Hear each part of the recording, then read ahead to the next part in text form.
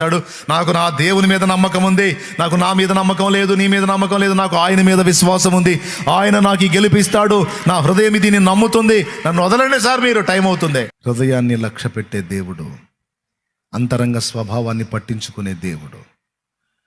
హృదయం నిర్మలంగా నిష్కల్మషంగా ఉండునట్లు మనం జాగ్రత్త పడాలి. ఎందుకో తెలుసా?